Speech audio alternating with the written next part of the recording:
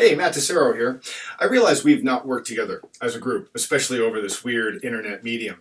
And I've noticed over the last few months it's been difficult for people who are watching to know when to applaud because Zoom and internet is a weird new space. So I've thought about it and I realized that back in the day, when television first started, they had applause signs and they would take those applause signs, put them in the gallery. People would, see the applause sign and they would do that. So I've actually made up an applause sign for you guys. I'm just all about cheating, making my life easy. So if I do something magical, I hit the applause sign, it lights up, you'll know it's time to applaud. Super easy. So boom, the rabbit appears, boom, I hit the button, to applaud. Super easy. Now I was going to show you a classic of magic. I love the classics, and I know you're probably thinking, ooh, classic, is he going to make the beautiful assistant float in the air?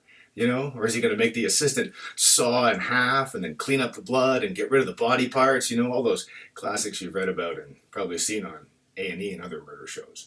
At any rate, that's not the case. No murder in magic, never. Instead, I'm actually not going to do any of those type of things. I'm drawn to the smaller classics of magic, I like parlor effects, basically. The things I would see when I was that were on television when I was a kid. Used to watch Paul Daniels, that guy right up there. Whoop, right, that guy. I used to watch him, and he always did these amazing, small sort of illusionettes. And one of them, my favorite, was he would take a newspaper.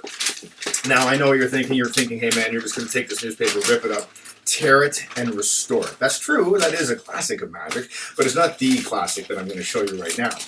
The classic of magic that Paul did was he took the newspaper and he folded it into a cone. And if you ever saw Paul Daniels perform, you knew it was always kind of sloppy and he was a bit of a mess, and he was sort of like me. At any rate, he took the newspaper and he folds it into a cone.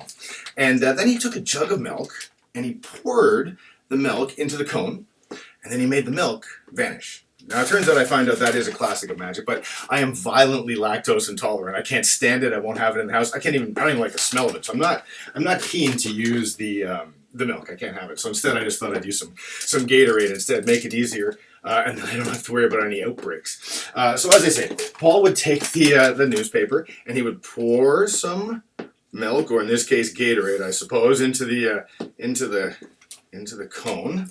And very carefully, he would snap his fingers, say the magic words, and boom, it would be gone, vanished, disappeared. Audience just could not believe it. As an 8-year-old boy, man, that freaked me out. It just freaked me out. I couldn't believe where it went. I had no idea. Now, of course, the audience in those days, they had the same thing I was telling you about. They had the applause sign. So, of course, I would hit the oh, for God's sake, sorry. Sometimes it's the light bulb. It's always a bit of a pain in the butt. But what's interesting about this light bulb, of course, is this light bulb. Yeah. Sometimes it's full of Gatorade, and there's not much you can do about it, really. Sometimes that Gatorade appears, sometimes it doesn't, but put that light bulb back in there, put my sign back over top. Now, I'm sure you're ready to applaud. See? So, applaud. God. And send money. Lots of money. I need a couple $100,000 if you don't mind sending that my way. It's info@mactessero.com. I'll take it all. All of it. 150, 200K, I don't care. I'm fine with it. Anyways, hope you enjoyed that. See you later. Bye-bye.